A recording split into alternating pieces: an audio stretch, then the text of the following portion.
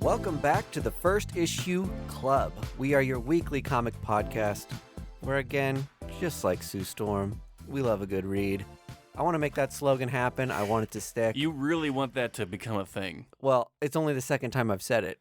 Right. In a month apart, so don't make me sound so thirsty It's a for it. Isn't good it slogan. like 3 times a habit or something?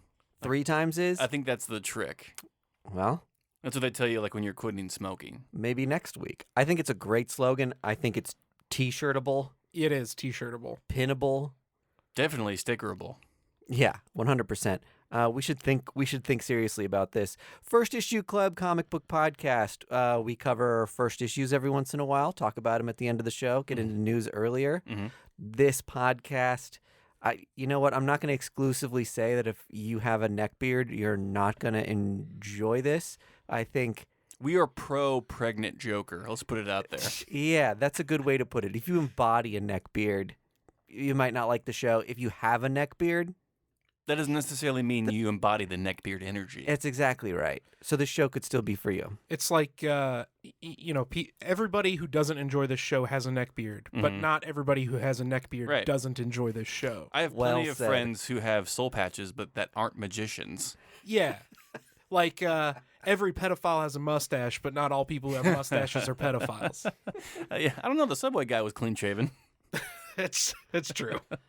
Guys, I'm fresh off an eBay purchase, and I got to talk about it. Let's hear it, baby. The returning segment of eBay updates. eBay updates is back. Spelled with an E on both of them. We're going to workshop the title and come up with eBay something updates. more creative there. In any case, had a handful of X-Men books that I was watching. A guy had put in the description of all the comics that he listed that he won a massive lot from a estate sale or something. So he doesn't really know what he's doing selling the comics, but he's like, just so you know, be patient with me as I figure this stuff out.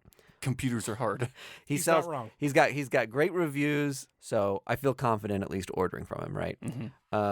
2 of the comics that I was interested in, one of which being the first Binary appearance Nice. in a 9.4, and then the book that immediately precedes it, which is kind of like more of an origin of Binary story that leads up to that, in a 9.2. Both of these Mark Jewelers inserts. Oh.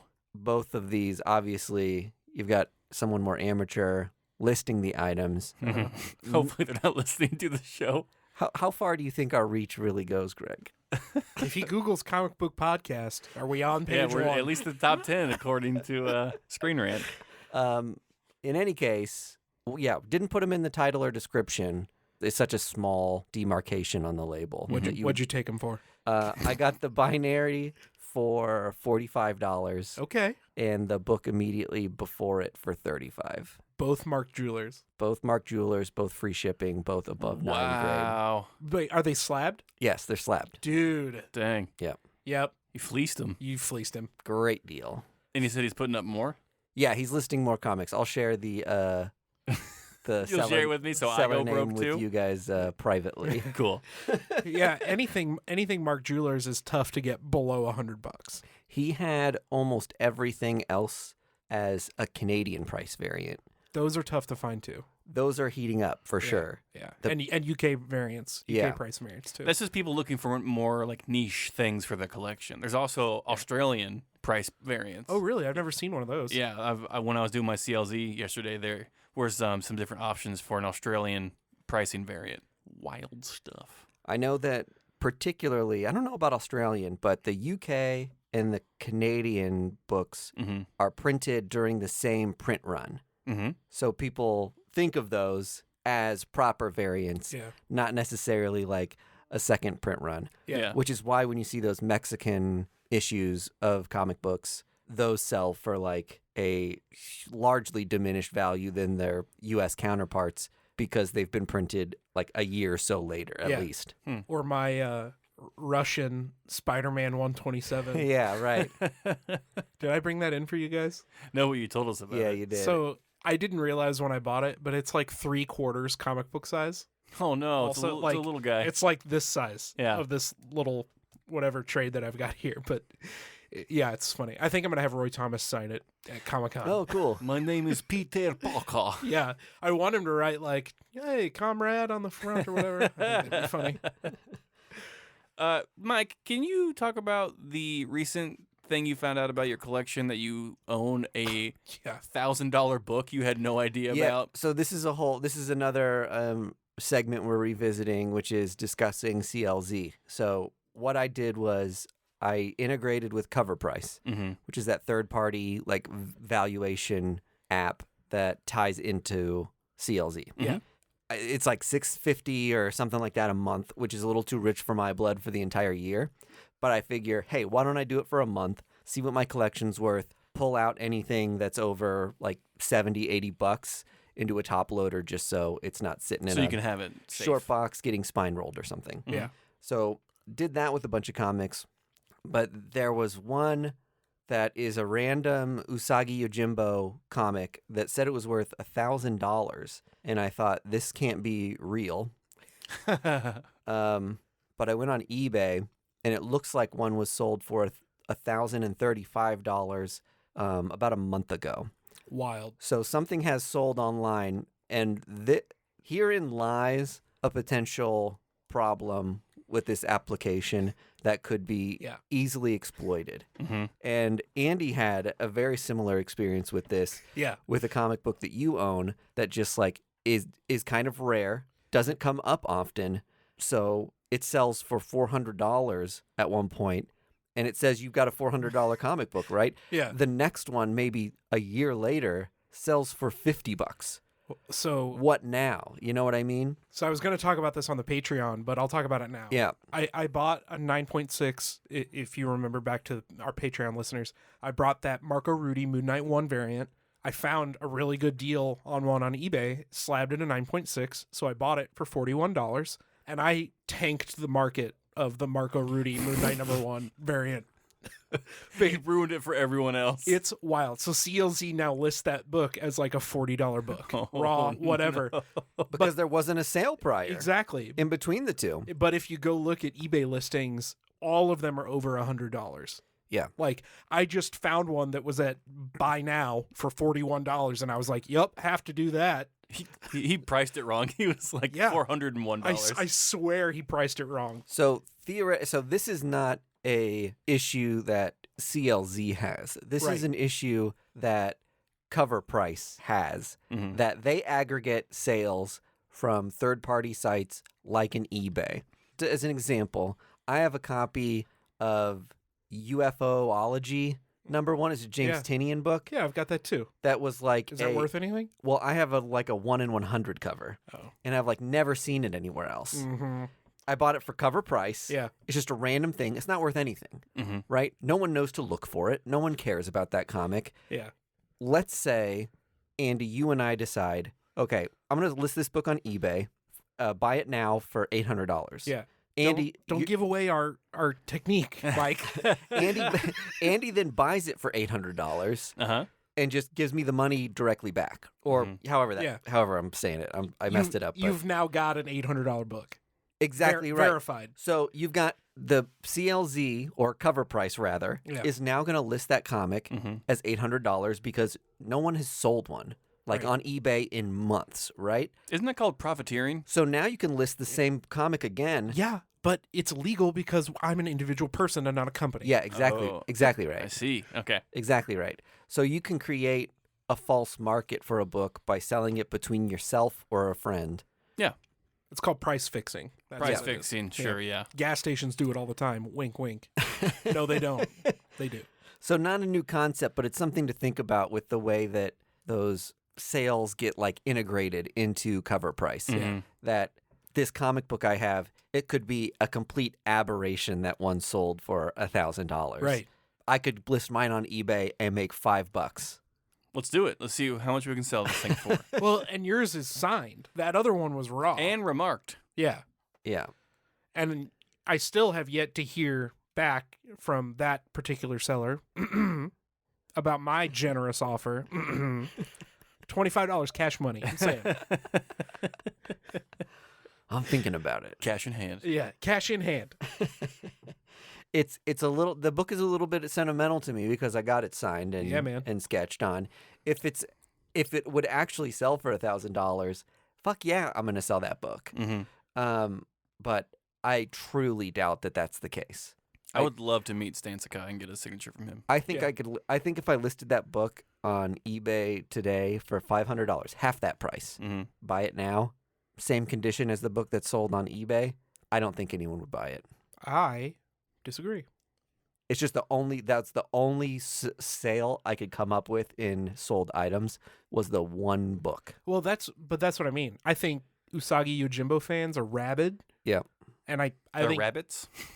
they're rabid rabbits.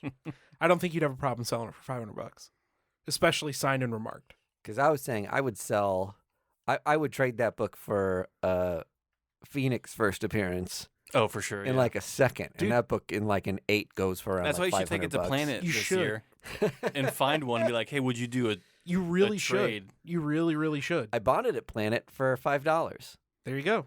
And that person's probably kicking because I themselves. knew Find that Usagi booth. Yojimbo was there. But that's the thing. I honestly don't think so. I think it's just a normal variant. No, man. Pull it up that sale on eBay and be like, look, I've got a signed version of this. Trade me your Phoenix. It's a bargaining chip. We'll report back later. You don't have listener. to feel bad about fleecing somebody at Comic-Con, Mike. I will support you. I think They're fleecing people all day. Yeah. well, that's the thing. I think these people are privy to these odd aberrations in sale prices. Yeah, that's their job, Right. to spot the abnormality. Yep. Just like my doctor. And it's your job to convince them to do that trade. You got to be a better charmer. You got to roll a nat 20 on that That's right. and convince them otherwise. Your boys will back you up. Mhm. We'll be right there. We'll be like, oh, I'll give you $1,500 for it. Yeah. Stranger. 2,000, sir. What do you want me to? I don't know. Okay, think about it. That's all we want to do. That's all we're saying. Think about it.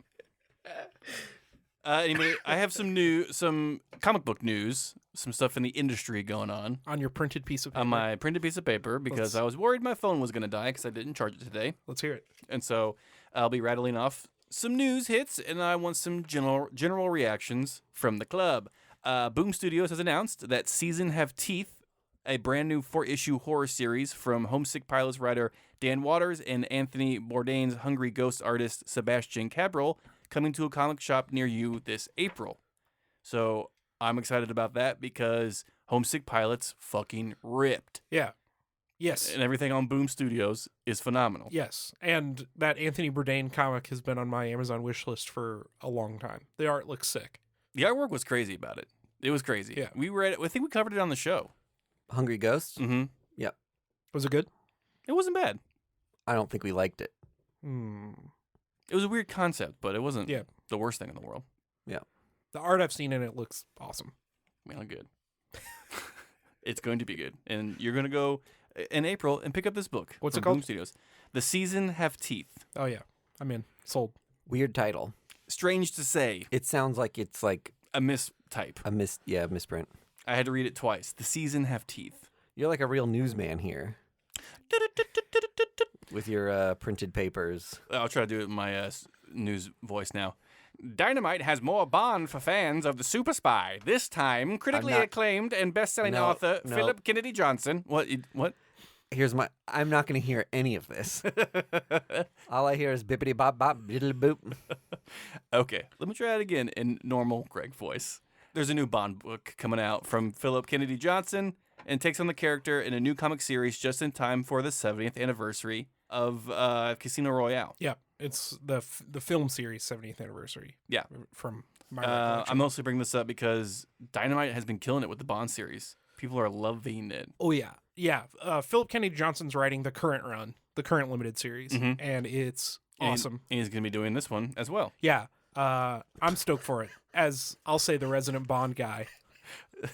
I love this piece of news. The guy who's writing the thing will remain writing the thing. Well, it's No, a new it's series. a new thing because it's a limited series and Yeah. it's a new series coming out. Yeah. Fantastic. Oh, boy. Everyone's excited for Loki season 2 coming out this year, and to piggyback off of that, Marvel is releasing a Loki miniseries where he has to go to the different realms of the Marvel universe to reclaim secret weapons he has made to take down certain heroes so they don't fall into the wrong hands. Oh, so it's Marvel Tower of Babel. Yep, That you sounds got it. pretty sick. Mhm. It's from Dan Waters again and artist Jermaine Peralta. Sure. And it is out this year in, I want to say June. Yeah, June. Is that around when Loki season 2 comes out? I can only speculate. They just want like a random Loki book to be out at the same time. Why not? It's called Synergy. Yep.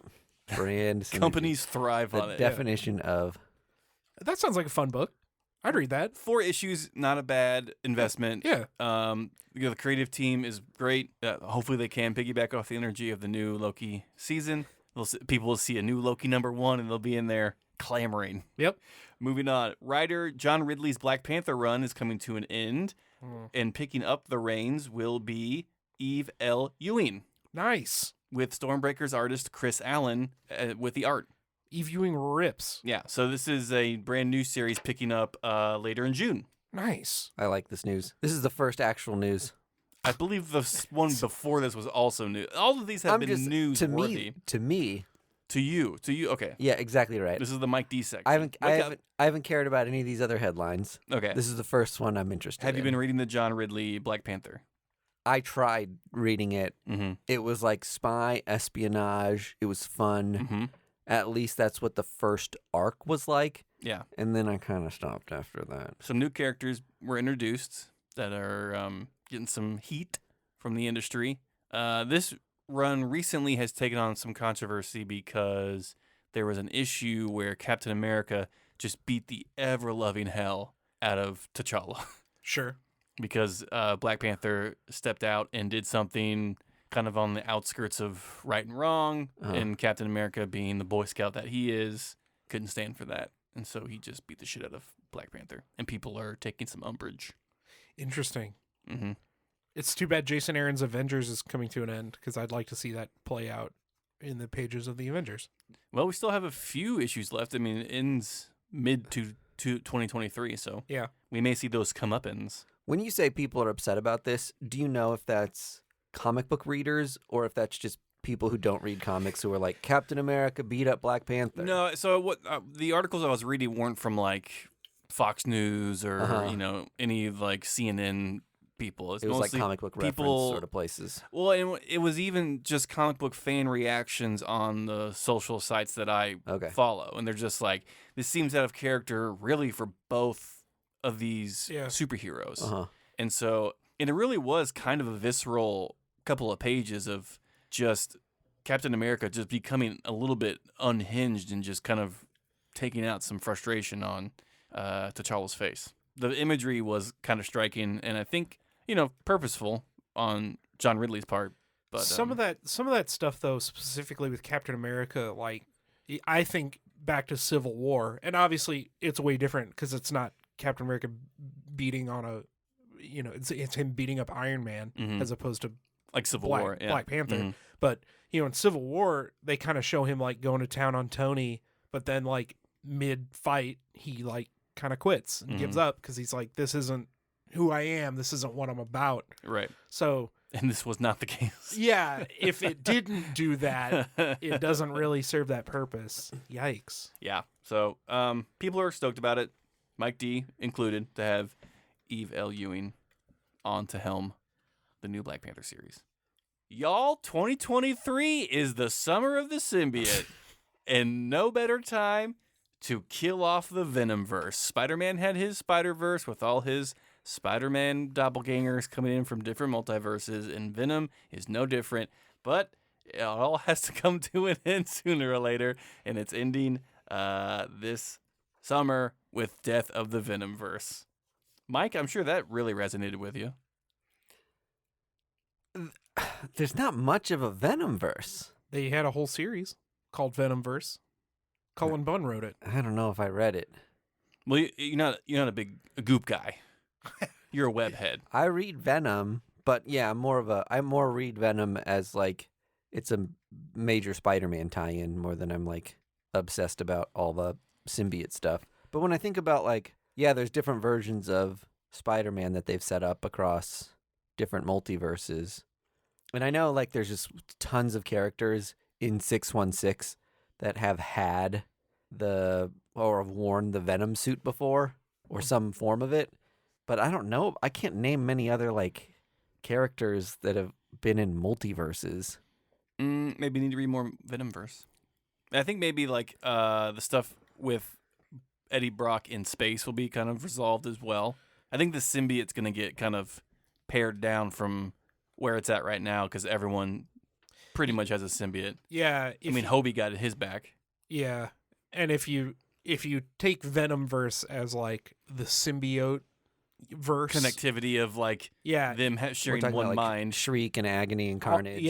all those Toxin. I like that better than saying there's like it's a multiverse thing. Yeah. That they're just copying Spider-Verse. Mhm. Yeah. So maybe they just break the hive mind or something, and everyone is untraceable. Or they make the symbiotes valid again, right? Like there's 100 Venom offspring. Oh, and, like, right, yeah. Yeah, like Mike said, everybody's had a symbiote. So, like, what does it matter at this point? Maybe having a symbiote will matter again if they kill off all of them. Right. It's like every kid getting a trophy at a softball game. Yeah. What does it mean anymore, honestly? And lastly, ending out the news, we got the Bonehead of the Week.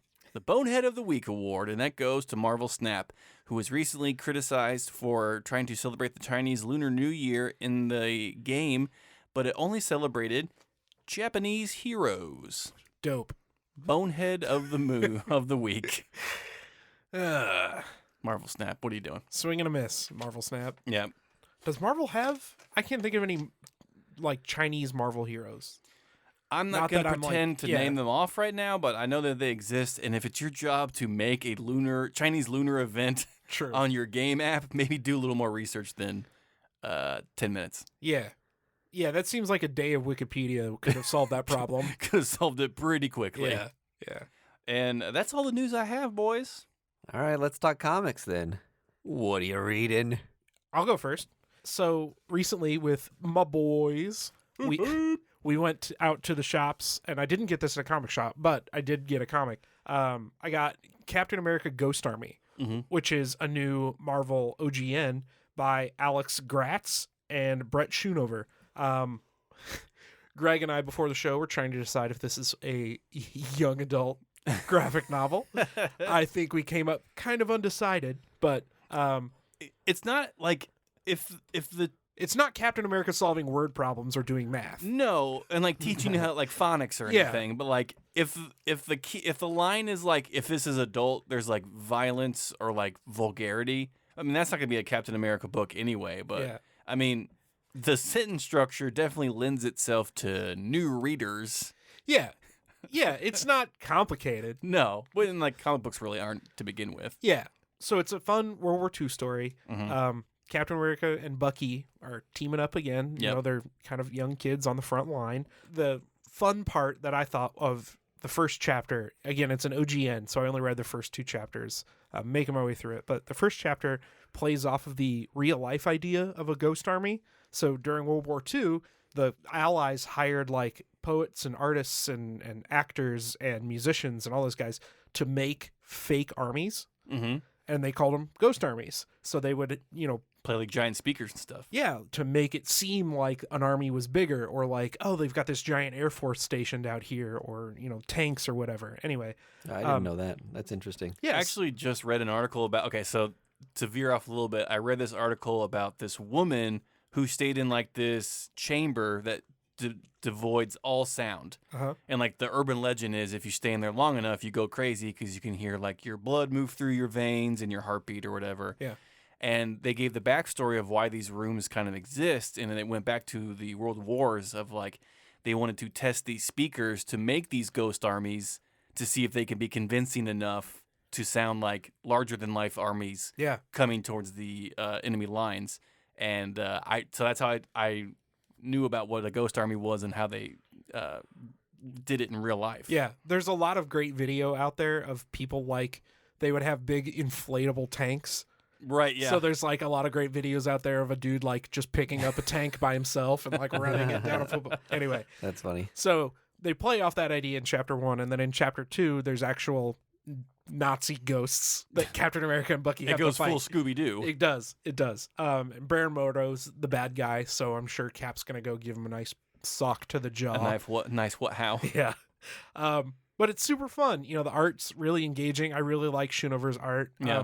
He does that kind of classic Captain America look really, really well. Mm-hmm. We talked a couple episodes ago about like Darwin Cook and Dan Mora. Dan Mora. Some of those guys have that, it almost toes the line of like cartoony, whatever, but it works super well for this, both in terms of time period and material. But it's really good. I'd recommend going to get it. The full price is only $14 for a full, OGN. It's that nice little like 3/4 comic size, so it's good to sit on the couch and kind of flip through. But I'm absolutely loving it. That's awesome. We really don't get a lot of stories of Cap back in his golden days, fighting Nazis and other World War I and II villains. Yeah, I love any story where Cap is punching Nazis. It's absolutely my favorite. Yeah, automatically bumps it to a 3.5 out of a 5. Seriously, any Invaders story that Marvel puts out, I eat it up. And when Zdarsky wrote Invaders, I forgot about that. Yeah. I have some killer old Invaders covers that are just so rad. I love the way they just depict the like kind of propaganda look. Yeah, man. Of some of those characters, and honestly, fun. I wish Marvel would put out an ongoing of Invaders. Just like an old story. In the time period. Like new stories during World War II with, Namor wearing the Speedo and the original Human Torch and Toro and all that stuff. I wonder how that would sell, because people like us would be really into that. Yeah.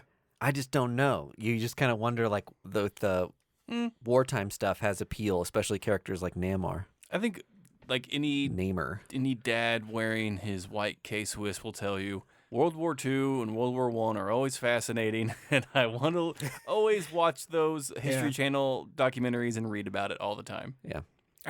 Anyway, the story's great. Yeah, awesome. The subject material's really fun. It's a nice, fun twist that they included, like the real-life inspiration behind a ghost army inside the book. So I'd recommend it to anybody out there. Yeah, it's like Connect 4, good for ages 8 to 80. Yeah, I'm having a lot of fun with it. Yeah.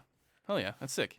I read Immortal Sergeant from Joe Kelly and KEN NIIMURA. It's the same team that did I Kill Giants. Oh, yeah. And so I'll read you a little blurb here. On the eve of his unwelcome retirement, Jim Sargent, a.k.a. Sarge, a grizzled old-school detective, catches a break on a murder case that's haunted him for decades. Unfortunately, Sarge must drag his anxiety-riddled adult son Michael along for the ride, or risk losing the lead forever. Can this dysfunctional duo overcome their own hang-ups, blind spots, and secrets to catch a killer? Now, this is a limited series. Be advised that this may read better in a trade form. But the first issue was a ton of fun. And it basically just paints the picture of this old, grizzled sergeant of a police station and how he is teetering towards retirement and feeling like he's been replaced or not good anymore. And so he's kind of like this alcoholic, grumpy old man. And like the blurb said, he catches a break on a case. And book 1 ends with like getting the voicemail from his son saying he's coming to visit. And the dad just being like, oh, fuck. Like, what am I going to do now? It's just a lot of fun. And I Kill Giants was one of those books where you thought, you're getting one story and it really takes a hard turn and hits you right in the feels. And then I have a sneaking suspicion that this one is as well. So that's why I'm all aboard for this. I loved I Kill Giants, so I'm really excited to read the rest of Immortal Sergeant. That sounds awesome. Yeah, I Killed Giants was insanely good, and the movie was good too. Did you guys see the movie? Yeah, it was really good. So dope. I think people forgot that a movie came out about it. Yeah, super good. I keep telling Kara to watch it because it made me cry. You know what? I'm a man enough to say it. Hell yeah, dude. I don't think I knew there was a movie. Mm-hmm. Have you read I Kill Giants? Yeah. The movie's good. You should watch it. Ooh. Hope you cry. Ooh. Streamer alert.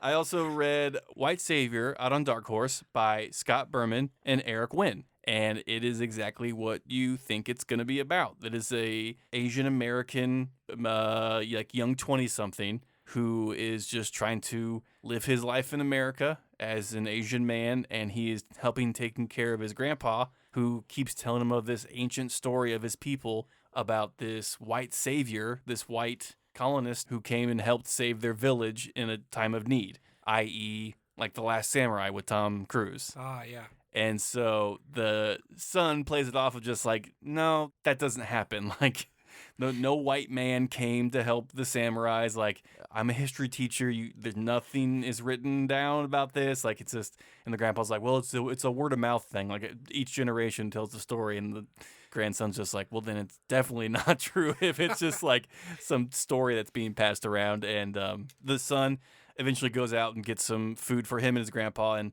during that he's mugged by these bullies or whatever, and then he tries to chase them down to get his wallet back, and he stumbles down a stairwell and then finds himself back in feudal Japan during the time of when the story that his grandpa was telling was taking place. And then at the end of the book, you get to see that the white savior character was real and a fucking drunk jackass. Of course. And so it's going to spill it from there about how this young man either ended up back in feudal Japan or hit his head and he's just imagining all this, or, you know, how he saves the tribe from this drunk white idiot. And the book is hilarious. There's a ton of humor in here. It's very, very good. The white savior name is going to maybe ruffle a lot of feathers because that is a hot take and that is a hot button for people. Yeah. But if you're willing to give it a chance and really open yourself up to it, it's going to be, I think, a really fun, engaging read. Sounds like a blast. So I was like just chuckling to myself the whole time reading this. It was very funny. Mike D, what did you read? Okay, I get my comics later than you guys. I want to make sure we haven't covered these already. Sure. Know Your Station. I covered it. I loved it. Oh my God, it was so fucking good. Thank you. It's so fucking good. Yeah, outer space murder mystery. I don't know if we compared it to Sentient at all. Yeah. Yeah, we did. Yeah. I think the computer did it. I think the computer did it too. Ditto. Yes. Did you read the first two issues? No, I've only read the first one. Second one's out. This kills me being a month behind. This is like No, but this is fun though because we get to revisit old issues. It's only Teenage Wasteland. I covered it. Yeah. Okay. I loved it. Also really good. Fuck yes. Hey, what publisher released this? Dark Horse. Dark Horse and Boom. Know Your Station was Boom. It's only Why are you Teenage wagging Wasteland is your Dark Horse. eyebrows? Publisher of the year. Yours was Boom. Yeah. Know Your Station was on Boom. Oh, it was. Yeah. Sorry. You were there wagging your eyebrows like, told you so. All right, Millhouse, calm down. I'll say that there's I don't know if we covered Damn Them All, which was a Cy Spurrier book at one point. We didn't. But I just read the second and third issue of that, which is kind of like a crime family, astral planey demon thing. Will they, won't they? Aspect to the crime family and like inheriting that power and how do you use those things in the it's really cool. Like I said, Cy Spurrier writes it. He's such a fucking good writer. Yeah. There's a foil variant of that first issue at Clint's right now that I eye every time I go in. I might have to get that now. Oh, it's like What do they got going who for? did the cover? Danny, maybe? I don't know. Danny did do a cover. I don't know if it's the foil one. I might have it. It's just cover price. But I Nice. don't know if it's a $10 variant. Ah, I see. I also caught up on Harley Quinn, Oh, okay. which introduced the Harley Who Laughs. Harley Who Laughs. Which was really fun. They did it in a very on-the-nose sort of way. They brought in Old Lady Harley. And a ton of other... Harley variants. Throughout the books, every Harley that got introduced to the idea of alternate Harleys was like, so is there like a mermaid Harley somewhere? Is that what you're like? Was like infinite possibilities? And then the last splash page of like the 2-story arc, one of the characters that flops into the scene is a mermaid Harley. So there's a lot of just like fun, cheeky jokes like that throughout. It feels like a spoof on Spider-Verse. Oh, sure. Yeah. So it's like a fun take up on that while also like staying unique enough to be like it validates its existence in its own right. Hell yeah. Yeah. That Harley Quinn book is just phenomenal. I'm excited for Sweeney Boo to get in there and do the mainline art. That's a book that I've secretly wanted them to do an absolute version of. Well, they probably will eventually. Because it's been so impactful, right? Like specifically this last run. I'll email to DC, let them know. Yeah, thanks. The Vargas cut. Oh, God. Anything else? I've been catching up on a lot of my different series that I've been reading. I'm trying to think if there was any other big standouts. Have you read any more Dark Web? No more Dark Web. Crushed 10 issues at once in one sitting. Ooh. I enjoyed the experience. I thought it was great. I caught up on that Ant-Man Al Ewing mini. Mm-hmm. That was fun. It was fun. I really enjoyed it. Again, 4 issues, quick to get through. The Wasp just came out today. Yeah. I'm excited for that. I got the Dodderman cover.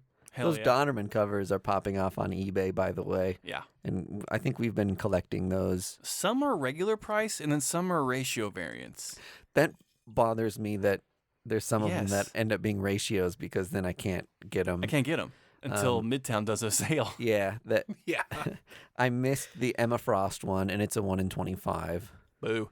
That Rogue one is impossible to find. Yeah. That's like I think it might be like a 1 in 50 on like a low print run Excalibur. mm-hmm.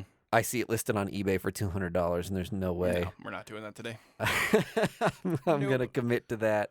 Hey, that plus $800 will get you a Usagi Yojimbo. That's right.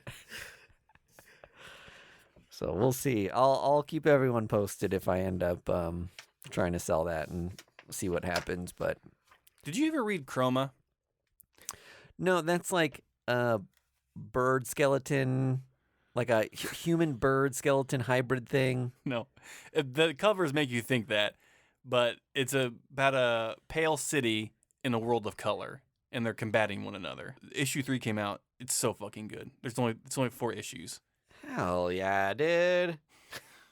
Oh, okay. Can I also shout out? Yeah, make it quick.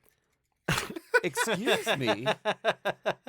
X-Force and Wolverine, the two like Benjamin Percy books that have been going, Sure. have been phenomenal lately. And those are 2 books that I think have been good throughout their runs, but they're really hitting their stride because we're really leaning into Beast being a bad guy now. A bad guy, yeah. And it's starting to get to a point where it's just like he's doing so much stuff that there's going to be a comeuppance soon. Him and Young Sheldon. I mean, they're the real villains of their series.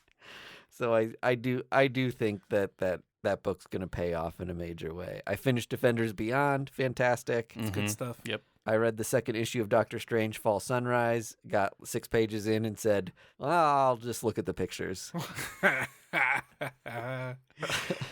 That Timeless one-shot, you mentioned it like a couple weeks ago. Uh-huh. Mhm. That was so fun. Fucking good. Yeah. That book just exists to be fun. Yeah. And I love that Marvel is using a book to highlight the books that are coming out for the year Yeah. as like an important, it's like a trailer. It's like a sizzle reel. Yeah, I like that idea. I though. think it's brilliant. I really liked when they did those .1 issues. Yeah. Mhm. Those were so cool, because they released them around Free Comic Book Day. Yeah. $3.99 gets you a preview of like the year in Marvel. Mhm. Yeah. Do that more. I also love that because I own 2 of the ones that is Yeah. officially the first appearance of Kamala Khan Yeah. as Miss Marvel. Yeah, right. Take that, Those collectors. those are really fun books. Do it more. Yeah, Marvel, make comics fun again. Mm-hmm. I don't like the structure of that statement. It's just too Donald Trump still. But you like the sentiment. But I do like the sentiment. Okay, last thing. Sorry, God, we're just we're shorter Shy on under time an hour. than usual, so we'll stretch it a little bit longer. You covered, I think, Plush on Mhm. Image Comics a couple weeks back. I just read the 2nd issue of that. And I love it. Yeah. I think that series is really fun too. it's very cool. When you were describing it, I remember being like, "Is it too like gore, I mean, it's visceral, and disgusting?" yeah. There are cannibals in it, Mm-hmm. It's no lovesick. but it's handled in a way that is cartoony and silly, Mm-hmm. rather than makes your insides curdle. Yeah, it's the same way that you can see Bugs Bunny getting smashed with a giant hammer Yeah, and be totally fine with it. It's just done in a way that kind of subdues the reality Yeah. of violence. this book is, and I can't remember if we mentioned this on a previous episode or not, but is like the 3rd in a trilogy of their that Mhm. creative team's materials. Vinyl, Series plastic, now. and plush. Yeah, right. Oh, wait, they're going for a theme here, folks. I don't know if they're gonna keep on with that or if this is the last one. Oh, hope But they keep going. I love it because you just know what you're getting into with Yeah. like after having read vinyl. It's like plush feels Yeah. the same sort of way. So if you liked one, you're going to like the other. After plush, it's chrome. Cars that kiss. Suede. Suede. Oh, corduroy. Oh, God. Windbreaker. Crushed velvet. Windbreaker. Now we're just naming clothes. I've got another number one that I read, Yeah. and I wasn't really going to talk about it because it's pretty niche. It's the Bible? No. God, yeah. Can I take a moment Nope. to talk about our Lord and Savior Jesus Christ? No. It's pretty niche, even for this niche podcast. Oh, we'll be the judge of that. I read Hammerfall 1. That's the metal comic from From Opus. Opus, yeah. And How was it? I was less excited. I bought it basically out of obligation. To the metal lords. Yeah, because that's the other half of my personality is heavy metal, and the half is comics. So, like, a heavy metal comic, Put them together, you get a I Vargas. had to do it. Mhm. I have a lot more hope for the Keeper of the Seven Keys Halloween series Mhm. that I have all 3 issues of and haven't read. But Hammerfall was pretty fun, but it's pretty goddamn straightforward. There's Good. That's what you need. a knight with a hammer, and he has to rid the world of evil. Bing, bang, boom. 30 pages later, you've got a comic book. One swing at a time. I mean, that's pretty much it. He's fighting zombies the whole issue. There are Hammerfall, the band, references throughout the comic because it's their comic. There's 2 more issues to come out. If you want kind of a straightforward, like, knight kills zombies story, and there's a little bit of revenge story tied in there. Now, it might be for you. I Are the guess. Hammerfell references like song titles? Yeah, there's like lyrics and song titles like in the Fuck. dialogue. Yes. I mean, yeah, Like, I want that 100%. exactly. But like, it only works if you're a super dork like me, and you're like, I want my dialogue to have heavy metal The lyrics. characters in in the comic books even look at the person reading the book when they say like the name Yeah. of the song, just like, huh? it. Remember that jam? That's exactly what this is. Hell like, yeah. it's a wink and a nod to everybody who knows exactly why they purchased the book. Do you think your interests of comic books colliding with your other interests normally turns out good or bad? No, because the Alf comics sucked. I feel like it's normally bad because normally those things are a weird outside, Mhm. like I'm not used to writing in this medium sort of thing. Yeah. But we want to bring X to comic books. Yeah, if it's gimmicky like that, Yeah. they never turn out well. Right. It's Right. like the Star Kid or the Ray Shremmer like book they did for Yeah. for Valiant. Yes, there was the week. Yeah, the weekend was the Starboy. Starboy. Like Yeah. when you try to shoehorn that stuff in, it does seem disingenuous. Yeah. But when it's done organically, like I mean, there is no better pairing than heavy metal and comic books. Yeah. Because growing up and when you're young, enjoying specifically heavy metal and comic books, you're kind of seen as an outcast. So like when those two link up, you're just like, fuck yeah, like Yeah. two things that I kind of gravitated towards for comfort are coming together. Like it's like when Pizza Hut put hot dogs in the crust. It's like everyone's gonna have a good time. Yeah, and that's exactly what this Hammerfall comic feels like to Yeah. me. It's like, because I started reading comics by buying zombie comic books. I was interested in zombies and zombie media, and I was like, oh, zombie comic book, Yeah. sure. Mhm. And now, 25 years later, I'm all about comic books. This feels like, Less so about zombies. well, I mean, zombies are fine, but like comics are better than zombies. But First issue club hot take. comics are better than zombies, sure. Yeah, put it down. But this feels like that, where it's like, oh, these are two things that I like. It's jelly and peanut butter Hell yeah. on a sandwich. So it's not gonna win any awards. It's not Watchmen, but like it's plenty of fun. Yeah. It's Watchmen to somebody.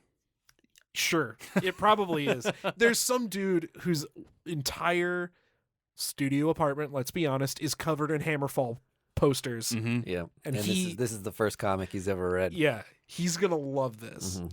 Does Hammerfall still make music? Yeah. They're still active. Still cranking out Does albums. Halloween? Yeah. Actually, they put out an album last year. Dude, what the fuck? Halloween still rips. They have 2 singers now. You can hear all about it on the Onslaught. I'll tune in because they're gonna cover it there, not here. We did already. Hell yeah. Oh, that's rad. I think I've only maybe read one sports comic book that I've ever liked. Was it NFL Super Pro? Sports comics are so bad. So, unfortunately, it was not Vargas. Damn. Vertigo used to do. They brought back those old like sports/fantasy anthologies that were like, oh, what are sports in the future gonna be like? Oh Yeah. yeah. And BattleBots. when they re-upped that series, it was kind of like a goof on the old Mhm. vintage sports comics that always sucked. Mhm. And so like that was fun. Yeah. Was that like Weird Sports Tales, or was that what it's Yeah, called? I think so. Yeah. Yeah.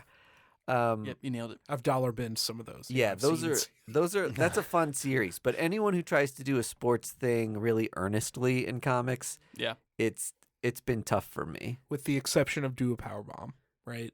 Well, Well, I think what Mike D is saying is like if they did a book about like Peyton Manning, like, or like Oh, real, that seems like a cash in. like Yeah. real life Yes. people in Got it. comics, like that is a Yes. no go. Yeah. right. Okay. Like a Usain Bolt comic would fucking suck. Yeah, an autobiography comic about a sports person is not Mm-mm. inherently good. Mm-mm. It can't be. No. But the Patrick Mahomes comic book is gonna blow off the shelves. Oh, I'll buy Oh. 2. Has it Want that Peach Momoko cover? has anyone read the Andre the Giant graphic novel? I've heard that's good. I haven't read it. Same.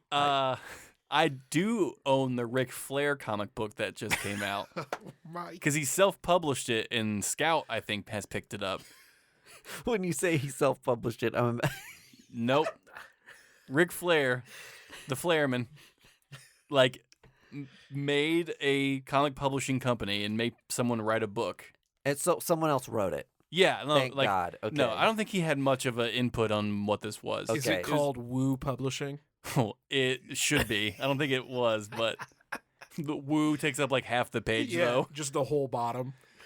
But it's cool. I mean, it was fun because it wasn't autobiographical. It was just like Yeah. things Ric Flair would maybe do, like that he didn't do in already. See, that's incredible. Yeah. Like, I want to read Ric Flair Astronaut.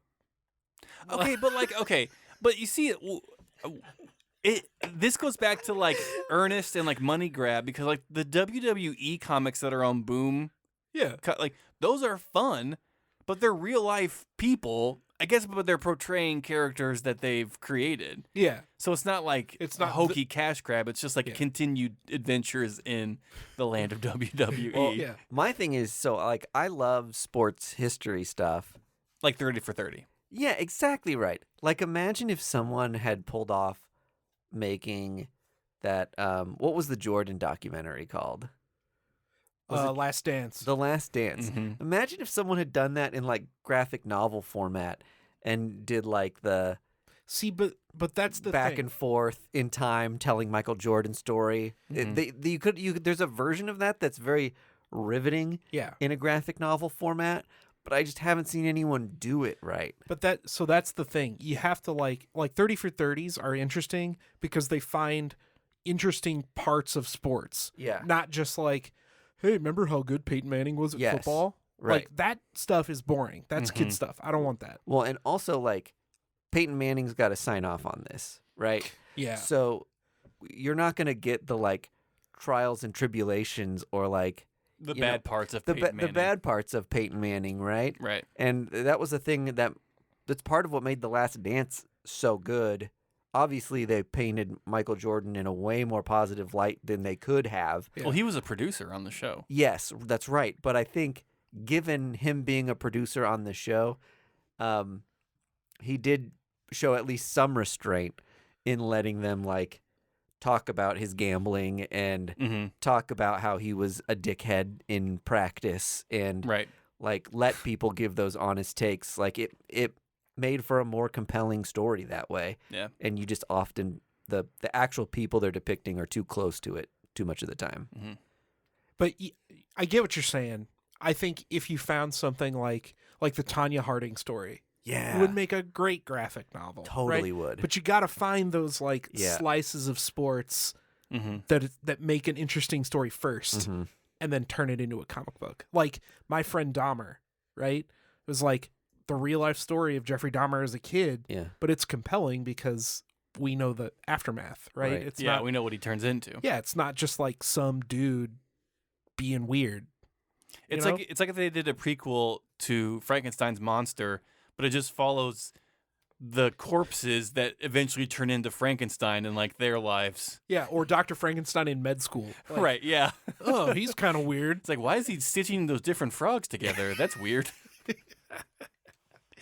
I called him Mega Frog. We could write a sports comic book. Let's do it, fellas. If anyone knows of a good one, and I just yeah, haven't heard for of sure. it before, like at us, I would love to hear. I would love to get some sports comic book recommendations. Absolute NFL Super Pro. For the last time, Andy. Come on, Marvel. NFL Super Pro Omnibus. Guys, before we end this thing out, we are dangerously close to 300 episodes. We are within spitting distance. So we got to get the mind cranking on the fun 300 celebration. We read 300.